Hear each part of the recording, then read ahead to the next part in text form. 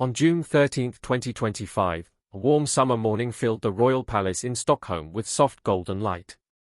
It was already a special day for the Swedish royal family, not only because it marked the christening of their youngest member, Princess Ines, but because it fell exactly 10 years after her parents, Prince Carl Philip and Princess Sofia, exchanged their wedding vows.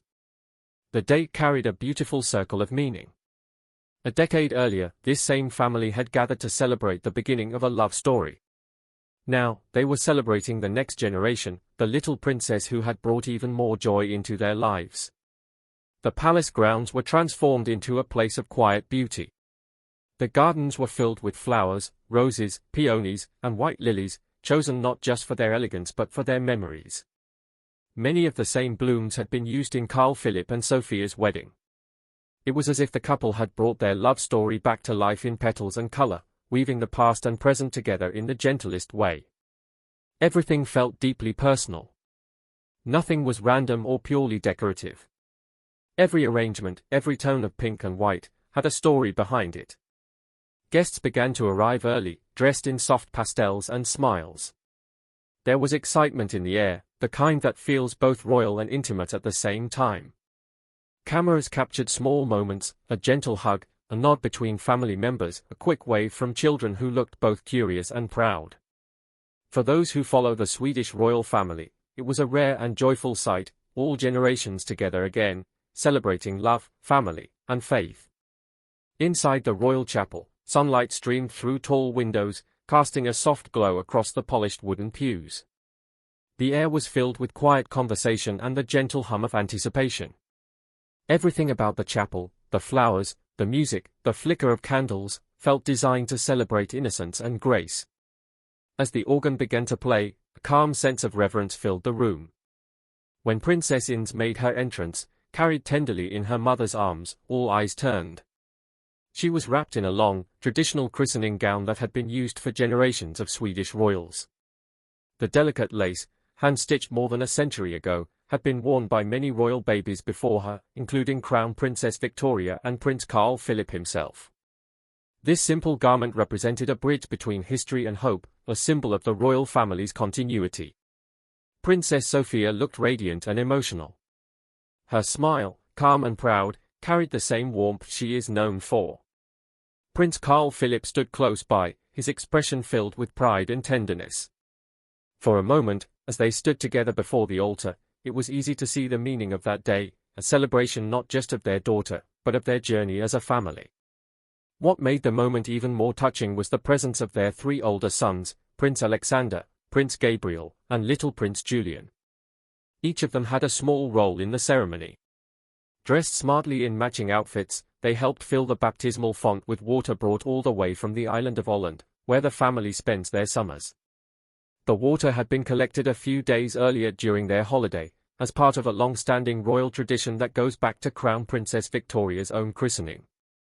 For the boys, it was a fun and important duty. For their parents, it was a deeply symbolic gesture, a reminder that family moments, both simple and ceremonial, always blend together in the Swedish royal story. As the ceremony began, the royal chaplain spoke softly about faith, love, and family. His words were simple yet full of meaning.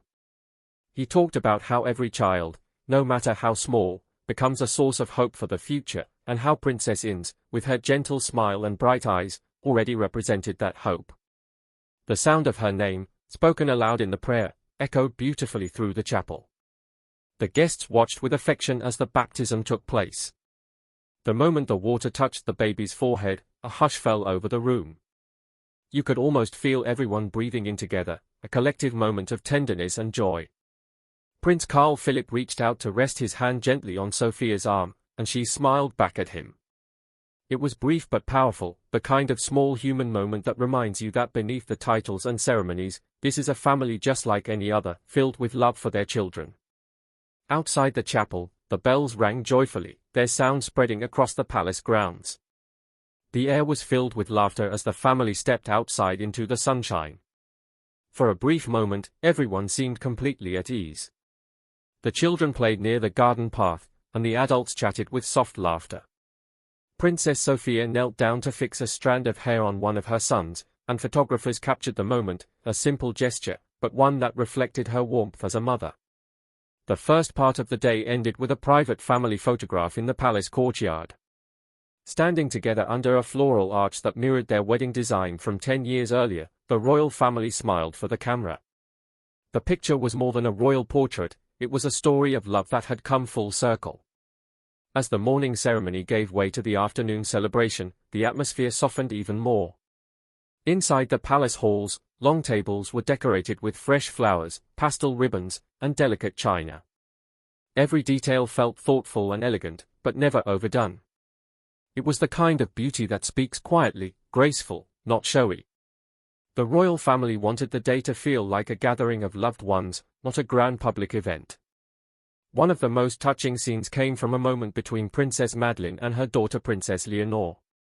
During the ceremony earlier, cameras had caught a brief exchange between them, Leonore gently tugging at her mother's sleeve and whispering, "Mom," in English. It was a simple thing, something any parent might recognize, but it melted hearts across the world. You could see Madeleine lean down to listen, smiling softly as Leonore whispered another question. The young princess's curiosity was endless, asking, "Why?" again and again, as children often do. It was a sweet, genuine moment that brought a bit of real family life into the royal setting.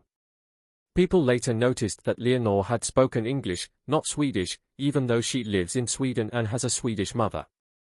It's a small detail, but it says something about her upbringing. Princess Madeleine and her husband, Christopher O'Neill, have lived in several countries, and English is often their family language. So, even within the walls of the Swedish palace, the sound of two languages blended together. It was a beautiful reminder that even royalty live modern, multicultural lives, where family love crosses language and tradition. The warmth between family members continued throughout the afternoon. Princess Estelle, the future queen, could be seen holding Ines for a short while, rocking her gently as the baby smiled. Estelle, who was chosen as one of Ines's godparents, looked both proud and protective. She's already becoming a young role model within the royal family, graceful, kind, and confident, and her inclusion as a godparent added symbolic meaning to the christening. It represented the next generation stepping up, the future guiding the present. Princess Ines has 5 godparents in total, carefully chosen to reflect both family bonds and close friendships. Alongside Princess Estelle, another interesting choice was Sandrine Cockham, daughter of Thierry Roussel and half-sister to Greek heiress Athena Onassis. The connection may seem unexpected, but it highlights the Swedish royals' close ties to European high society and long-standing friendships across borders. It also shows how open and interconnected today's royal families have become, a reflection of modern Europe's shared heritage. The guest list itself was like a reunion of royal generations. The King and Queen, Carl XVI, Gustav and Sylvia, watched proudly as their children and grandchildren gathered together. Their smiles carried a mix of nostalgia and pride. After all, they had seen their own children baptized in the same chapel many years ago. Crown Princess Victoria was there with Prince Daniel and their children, Princess Estelle and Prince Oscar. Princess Madeleine arrived with her husband and their 3 children. It was truly a family gathering, one that captured the heart of the Swedish people, who have always loved how down-to-earth their royals are. The music during the ceremony added an emotional layer that many guests described as unforgettable. The opening prelude was a song co-written by Princess Sophia herself, originally performed at her wedding 10 years earlier. It was a song about love, trust, and partnership, and hearing it again in this new context felt deeply symbolic. As the notes filled the chapel, it was as if time folded back on itself, the same love that began at the altar a decade ago now blessing their 4th child. Later, a traditional piece from Västerbotten, The Duchy of the Little Princess, was played, grounding the event in her Swedish roots.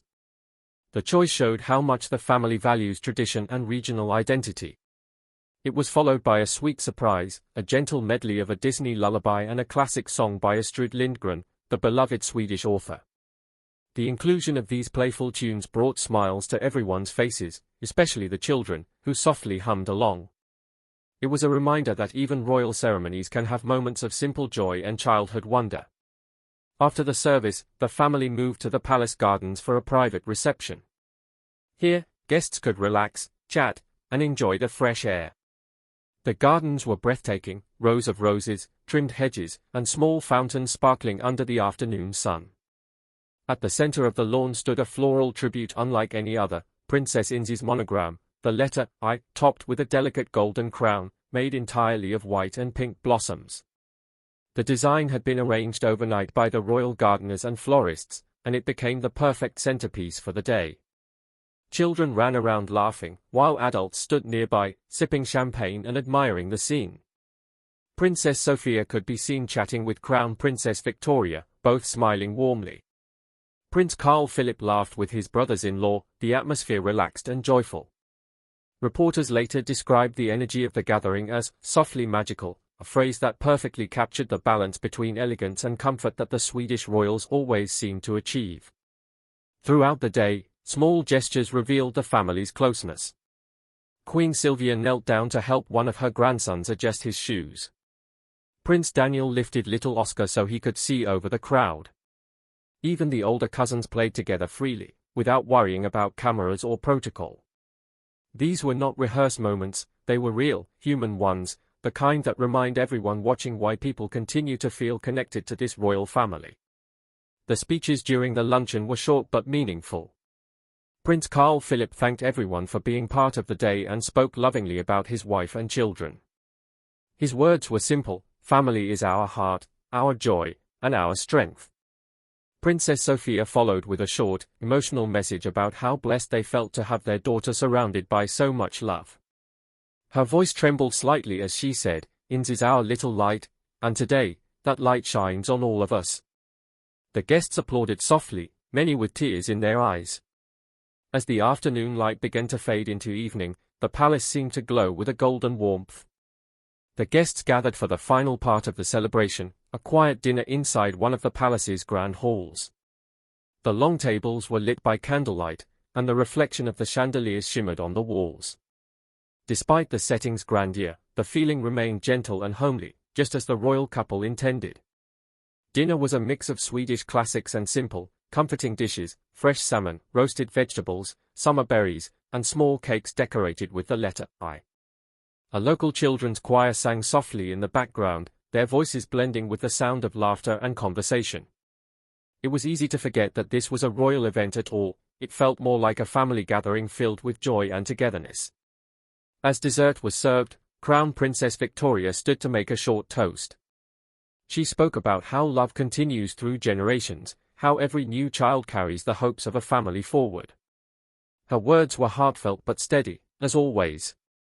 She ended her speech with a smile toward her younger brother and his wife. May Ines grow up surrounded by the same kindness and laughter that filled this room today. Later in the evening, the King and Queen joined their children and grandchildren for a few family photos on the palace balcony. The sky had turned a pale pink, the kind of summer sunset that seems to last forever in Sweden. Below, the garden still carried the scent of flowers. The royal photographer captured the family laughing together, the King holding one of the younger boys, the Queen smiling as she looked down at baby Ines in her mother's arms. It was a picture of 3 generations united by love and legacy.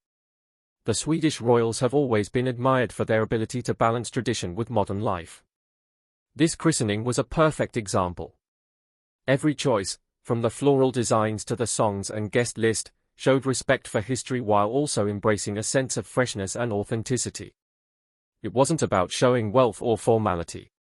It was about showing love, unity, and continuity.